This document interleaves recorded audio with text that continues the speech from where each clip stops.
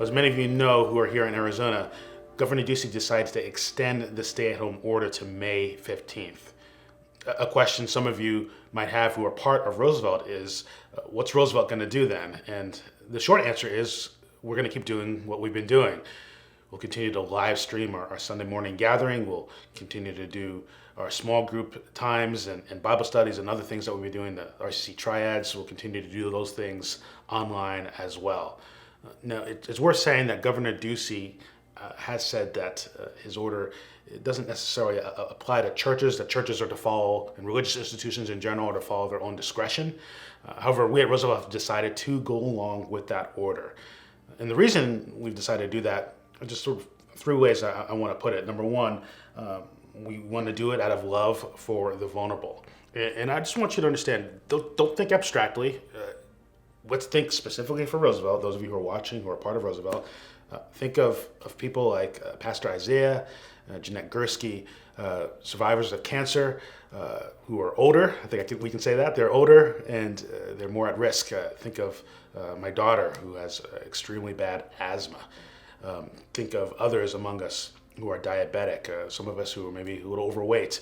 All those are different significant risk factors, and out of love for them, because they are part of our community, we're sort of centering them and not wanting to put them at risk, particularly for those of us who share households with those people. And so many of us might say, well, they can stay at home, but for those of us who are still are healthy and able to participate in things, we don't want to put them at risk. And so it's out of love for them that we think it's good for us to voluntarily go along with the stay-at-home order.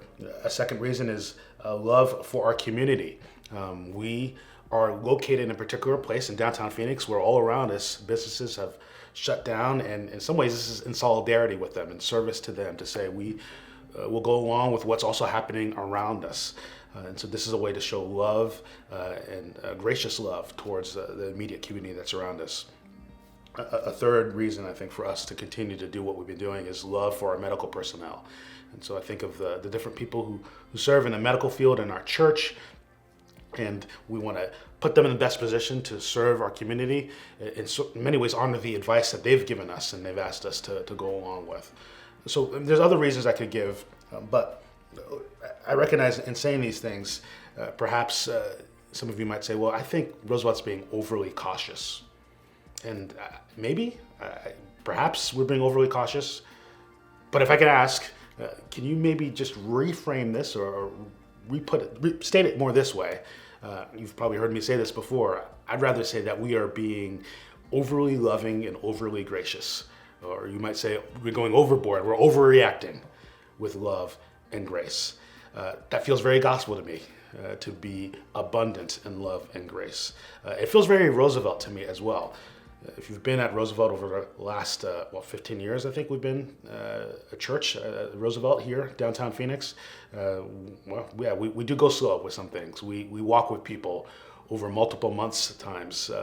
And if that means that we come across as being taking too much time, maybe in some cases, yes, we did take too much time in certain decisions or certain situations. But in the end, if I want to land in one place where we say we went overboard, I want us to land in the place of saying we are going overboard, we're being overly abundant in love and grace, and we think this is a way to be able to do that.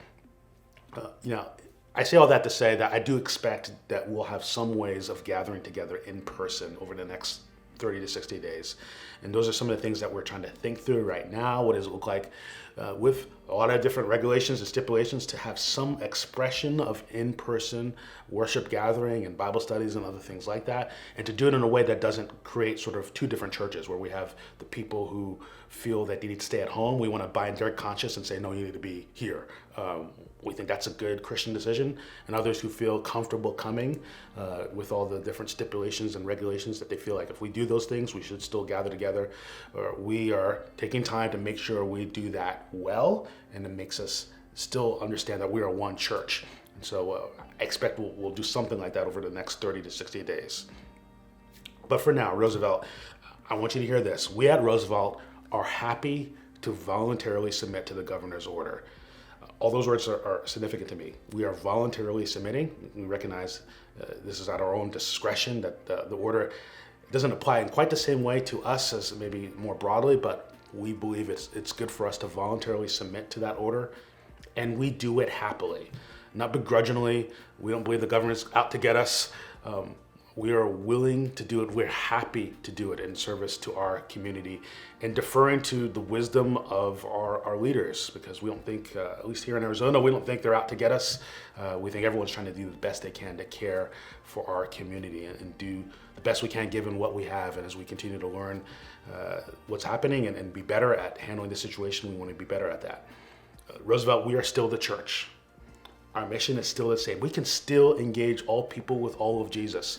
So don't act like that can't happen because we don't have the fullest expression of our worship gathering and all the different things that we do. We still have a platform to speak about Jesus. We've not been limited in any way.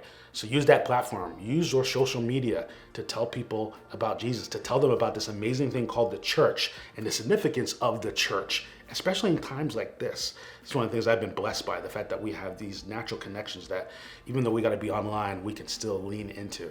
Use the platform of your front porch. You can sing to Jesus as loud as you want to on Sunday morning and let people know that you're doing it if you want to. There's multiple ways in which we are still the church, and even with these limitations, we can still be that. So let's be faithful towards that end. Let's expect that God is going to do far more than we might imagine or think as we try to be faithful to him during this period of time.